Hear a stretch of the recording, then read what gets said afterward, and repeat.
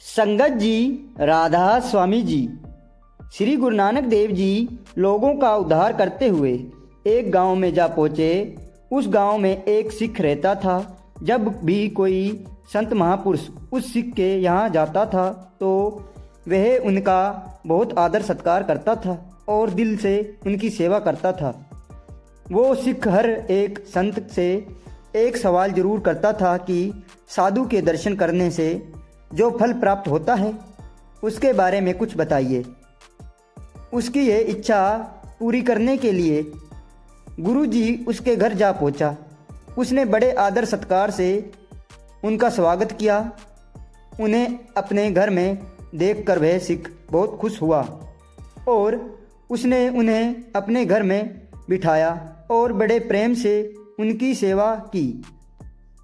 भोजन के बाद उस सिख ने गुरुजी से पूछा, गुरु साहेब, साधु संतों से मिलने का क्या फल होता है? मैंने बहुत से संतों से यही प्रश्न किया, परंतु किसी ने भी इसका उत्तर ठीक से नहीं दिया जिससे मुझे संतुष्टि होती। जैसे कि आप एक संपूर्ण गुरु हो, वैसे ही आप मेरे प्रश्न का पूरा उत्तर दीजिए।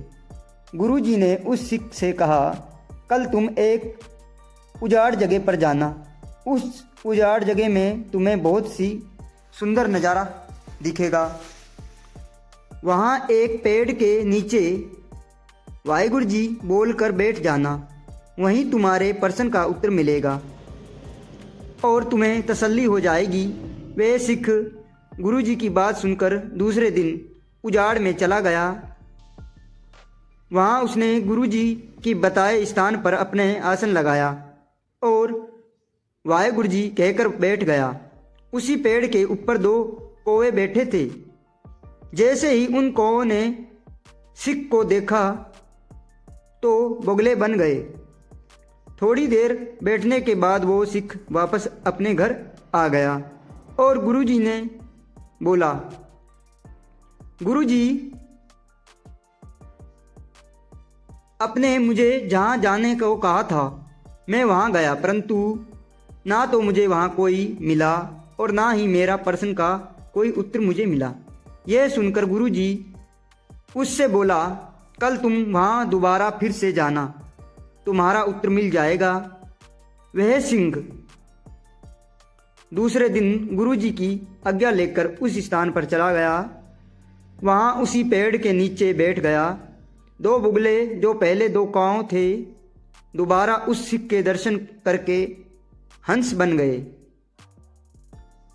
वो सिख दोनों को हंस बनते देखकर वापस घर आ गया। वे गुरुजी के पास बैठ गया और दिन के घटना गुरुजी को बताई। गुरुजी, पहले दिन तो मैंने दो कौवे को बगले बनते देखा था और आज मैंने उन बगलों को हंस बनते हुए देखा, पर किसी ने मेरा उत्तर नहीं दिया। सिख की बात सुनकर गुरुजी बोला, इस बारे दोबारा तुम उस पेड़ के पास जाना जहां वे दो हंस रहते हैं। तुम्हें उत्तर मिल जाएगा और तुम्हारी चिंता दूर हो जाएगी। अगली सुबह वे फिर से उसी स्थान पर जा पहुंचा। जिस हंसों ने उस सिख को देखा वे दोनों हंस मनुष्य के रूप में आ गए। वो दोनों पेड़ के नीचे आकर बैठ गए। सिख ने उनसे पास जाकर अपने प्रश्न का पूछा, मुझे आप बताएं, साधु संतों को मिलकर क्या फल मिलता है? कृपया करके मुझे बताएं। मनुष्य ने उसे सिख से कहा, क्या आपको मन की तसल्ली अभी तक नहीं हुई? जब पहली बार आप आए तो हम कौवे थे, परंतु अब आपके दर्शन पाकर हम बगुले बन गए। जब दूसरी बार आप आए तो हम बगले थे, परंतु आपको दर्शन पाकर हम मनुष्य बन गए। और उसके पश्चात जब तीसरी बार आप यहाँ आए तो आपके दर्शन पाकर हम स्त्री और पुरुष की योनि में आ गए। आपने हमारे जीवन निहाल कर दिया। आपने मन में साधु संतों को मिलाप के फल को सोचा। तुम्हारे गुरु बहुत बड़े हैं जिनका दर्शन पाकर सब निहाल हो जाते हैं। हमें भी उनके दर्शन करवाओ, हम भी मोह माया से दूर करवाओ। उस सिख ने खुश होकर दोनों को अपनी साथ चलने को कहा। वे सब गुरु जी के पास पहुँचे। उन्होंने गुरु जी को नमस्कार किया। गुरु जी ने उनको मोह माया के जाल से मुक्ति की, यानी मुक्त कर दिया। श्री गुरु नानक देव जी ने उस सिख से कहा, क्या अब तुम्हारी तसल्ली हो गई? उस सिख ने अपने दोनों हाथ जोड़कर गुरु जी को कहा, आपके दर्शन मुझे मिले गए तो मेरी तसल्ली क्यों नहीं होगी? सिख की बात सुनकर गुरु जी बोला, साधु संतों की सेवा करके तुम्हारा जन्म मरण के सारे झंझट और दूर हो गए। मनुष्य को कर्मों के अनुसार दुख सुख भोगने के पश्चात ही मुक्ति प्राप्त होती है। गुरु जी सिख को यह ज्ञान देकर अपनी अगली यात्रा को चले गए। एक दिन श्री गुरु नानक देव जी सुल्तानपुर लोधी में पहुँचे। वहाँ पर एक पीर साई अल्लाह दाता, जिसे खरबूजा साहब भी कहते हैं, वह नदी के किनारे जहाँ आजकल गुरुद्वारा बेरी साहिब स्थित है, वहाँ पर रहते थे। इस पीर का नाम खरबूजा शाह इसलिए पड़ा क्योंकि वह हर आने वाले फकीर को एक खरबूजा भेंट किया करता था। जब वह फकीर उसके दिए हुए खरबूजा खा लेता था तो वह पीर उसको बोलता, लाओ मेरा खरबूजा मुझे वापस दो, मैंने खरबूजा खा लिया है, अब मैं खाए हुए खरबूजा कैसे वापस कर सकूं? अगर मेरा खरबूजा वापस नहीं कर सकते हो तो मेरे सामने नस्त मस्तिष्क हो जाओ। इस तरह वे लोगों को अपने सामने झुकाने पर मजबूर कर लेता था। एक दिन श्री गुरु नानक देव जी वहाँ पर आए, खरबूजा शाह के पास आकर बैठ गए। खरबूजा शाह ने गुरु जी को एक खरबूजा भेंट किया। गुरु जी ने खरबूजा लिया और उसके टुकड़े कर दिए। खाने से पहले उन्हें 2 टुकड़े उस पीर को भी दे दिए और उनकी बाद सब लोगों में बांट दिए और खुद भी वह खरबूजा खाया। जब सारा खरबूजा खत्म हो गया तो पीर ने गुरु जी से कहा, मेरा खरबूजा मुझे वापस करो। गुरु जी बोला, खरबूजा तो सबने खा लिया है, अब तुमने ये खरबूजा कहाँ से वापस करो, यानी तुम ये खरबूजा कहीं से भी वापस करो। अगर मेरा खरबूजा वापस नहीं करो सकते तो मेरे पैरों में पड़ जाओ। जब गुरुजी ने पीर की यह बात सुनी तो उन्हें ज्ञात हुआ कि पीर तो बहुत अहंकारी और घमंडी है से भरा हुआ है। उन्होंने पीर को कहा, पहले जो तुमने 2 टुकड़े खाए हैं वह वापस कर दो तो मैं तुम्हारा अपमान यानी मैं आपको अपना गुरु मान लूँगा और बाकी का खरबूजा भी वापस कर दूँगा। ये बात सुनकर पीर को बहुत गुस्सा आया क्योंकि ऐसा सवाल पहले किसी ने नहीं किया था। गुरुजी ने पीर से कहा, पहले नदी में नहाकर अपना मन निर्मल कर लो, उसके बाद तुम्हारा खरबूजा साबुत कर दूँगा। पीर गुरुजी की बात सुनकर पास में नदी थी उसमें डुबकी लगाई। जब उसने पानी में डुबकी लगाई तो उस नदी में खरबूजों से भरी हुई नजर आई। ये कोतक देखकर वह बाहर आया और गुरुजी के पास जाकर बोला, इसमें तो मेरा खरबूजा नहीं है। गुरुजी बोला, जाकर दोबारा देखो, तुम्हारा खरबूजा वहीं पर है। खरबूजा शाह वापस जाकर नदी में से 2 टुकड़े कम वाला खरबूजा उठाकर गुरुजी के पास ले आया और बोला, इसमें 2 फाड़ियाँ कम हैं। गुरुजी बोला, जो संगत ने और मैंने खाई थी वे हमने पूरी कर दी हैं, बाकी 2 फाड़ियाँ जो तुमने खाई थी वह तुम्हें पूरी करनी होंगी। ये देखकर खरबूजा शाह अपने आसन छोड़कर उठ गया और गुरुजी के चरणों में गिर पड़ा और बोला, मैंने अंत पाया लिया है। गुरुजी, मैं अपनी भूल के लिए क्षमा मांगता हूँ, मुझे माफ़ कर दीजिए। इसके बाद वह गुरुजी के श्रद्धालु बन गया। गुरुजी ने उसको अकाल पुरख की बंदगी और ज़रूरतमंदों की सेवा करने का उपदेश दिया। गुरुजी जब भी नदी में स्नान करने जाते थे तो वह पीर गुरुजी के चोला और अपने हाथ में पकड़कर खड़ा रहता था। वह अपने हाथों को आगे फैलाकर रखता था ताकि गुरुजी का चोला उसके शरीर से छूकर मैला न हो जाए।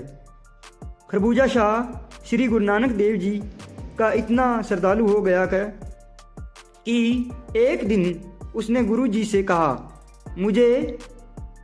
मैं अब मेहनत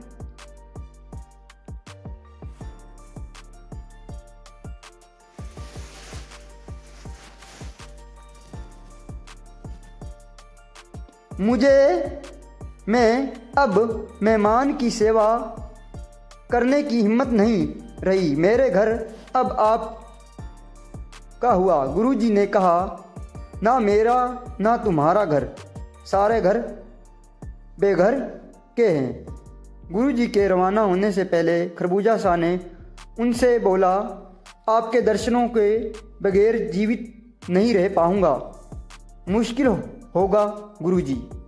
यह सुनकर गुरुजी ने बेरी के दातुन जमीन में गाड़ कर वचन किया, हमारा दर्शन इस बेरी में से कर लेना। पीर ने गुरुजी से कहा, अगर यह बेरी का पेड़ किसी कारणवश टूट गया तो गुरुजी ने कहा, यह बेरी का पौधा हमेशा कायम रहेगा, कोई भी तूफान इनका कुछ नहीं बिगाड़ सकेगा। गुरुजी के कहे अनुसार आज भी वह बेरी का पेड़ फल देता है। सतनाम श्री वाहिगुरु। मुल्ला खत्री गुरुजी के बातों से इतना प्रभावित हुआ कि वह अपना घर बार छोड़कर गुरुजी के साथ यात्रा पर निकल पड़ा। मुल्ला खत्री 6 सालों तक गुरुजी के साथ लोगों की भलाई के लिए काम करता रहा। वह गुरुजी की संगत में अपने घर गृहस्थी सब कुछ भूल बैठा था। एक दिन सियालकोट से एक व्यक्ति गुरुजी के स्थान पर पहुंचा और मुल्ला खत्री से बोला, मुल्ला जी घर बार बिल्कुल भूल गए हो, लो तुम्हारी पत्नी ने तुम्हारे लिए एक खत भेजा है। आपको मेरा प्रणाम, आशा करती हूँ आप वहाँ कुशल मंगल होंगे। आपको घर से गए हुए 6 साल हो गए हैं, क्या आपको हमारी जरा भी याद नहीं आई? आपकी बेटी बीमार है और आपको याद कर रही है, हो सके तो घर वापस आ जाओ। लोग भलाई में अपना परिवार तो बिल्कुल ही भूल गया। हाँ मुझे घर वापस जाना चाहिए, हाँ मुझे घर वापस जाना चाहिए। मुल्ला खत्री गुरुजी के पास पहुंचा। गुरुजी मेरे घर से एक चिट्ठी आई है, मेरी बच्ची बीमार है, आपकी इजाज़त हो मैं घर चला जाऊं। गुरुजी ने मुल्ला खत्री से जाने की इजाज़त दे दी और उनसे कहा, मुल्ला खत्री बाहर एक टूटा हुआ घड़ा रखा है, तुम उसके टुकड़े को अपने घर एक कपड़े में बांधकर ले जाओ और उसे घर जाकर ही खोलना। मुल्ला खत्री उस पोटली को उठाकर अपने घर की ओर निकल गया। हम कब से आपका इंतज़ार कर रहे थे। मुल्ला खत्री ने विश्राम किया और उसकी गठरी को उठाया जिसमें वह टूटे हुए मटके के टुकड़े लाया था। वह तो जानता था कि उसमें उसने क्या डाला था, परंतु गुरुजी का नाम लेकर उसने उस गठरी को खोला। वाहेगुरु वाहेगुरु वाहेगुरु। इतना सारा सोने के सिक्के, विश्वास नहीं हो रहा। पहले गुरुजी की संगत में मुल्ला खत्री अपने परिवार भूल गया और अब की बार परिवार को दोबारा पाकर वह गुरुजी को भूल गया। 2 साल बीत गए। गुरुजी अपने यात्रा के दौरान वापसी करते हुए सियालकोट पहुंचा और उसी पेड़ के नीचे बैठा जहां मुल्ला खत्री से वह पहली बार मुलाकात हुई थी। वह बैठकर गुरुजी ने सत्संग किया। सब लोग आए परंतु मुल्ला खत्री नहीं आया। परिवार में ऐसा रम गया कि संगत भूल गया। मुल्ला खत्री गुरुजी के साथ बिताए 6 सालों को भूल चुका था, परंतु गुरुजी अपने शिष्यों को नहीं भूल सकता। गुरुजी अपने शिष्यों को हाथ तब तक नहीं छोड़ता जब तक उसको जीवन एक सफल न हो जाए। गुरुजी भाई मर्दाना के साथ मुल्ला खत्री के घर पहुँचे। भाई मर्दाना ने मुल्ला खत्री के घर के सामने खड़े होकर उन्हें आवाज़ लगाई, मुल्ला खत्री, मुल्ला खत्री। अरे भाई मर्दाना आया है, वे मुझे बुला रहा है। नहीं, अब तुम कहीं नहीं जाओगे, हमारे साथ ही रहोगे। पहले भी तुम 6 साल गुरुजी के साथ बिता चुके हो। अब नहीं, मैं तुम्हें नहीं जाने दूंगी, पर वे मुझे बुला रहे हैं। तुम्हें अपने बच्चे की कसम जो बाहर गया, तुम्हें अंदर जाकर कोठरी में छिप जाओ, मैं उन्हें कह दूंगी वे घर पर नहीं हैं। मुल्ला खत्री कोठरी में चला गया, परंतु जैसे ही उन्होंने कोठरी में पांव रखा तो उन्हें जहरीला सांप डस गया। दूसरी ओर उसकी पत्नी ने दरवाज़ा खोला। मुल्ला खत्री कहाँ है?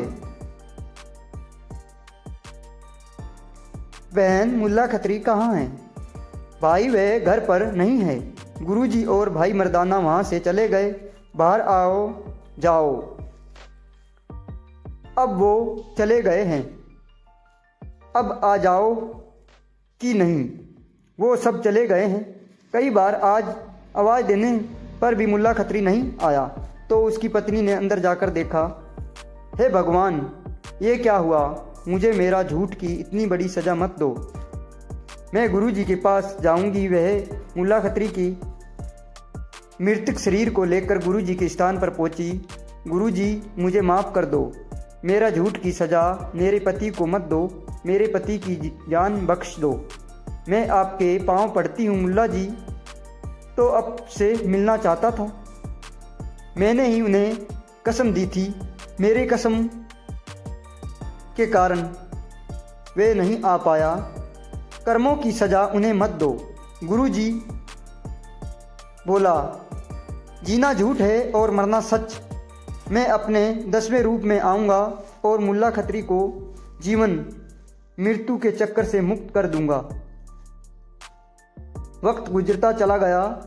सन 1706 ईस्वी में नांदेड़ के जंगलों में 10वें गुरु गोविंद सिंह जी शिकार पर निकले हुए थे और उसके साथ बहादुर शाह जाफर भी था।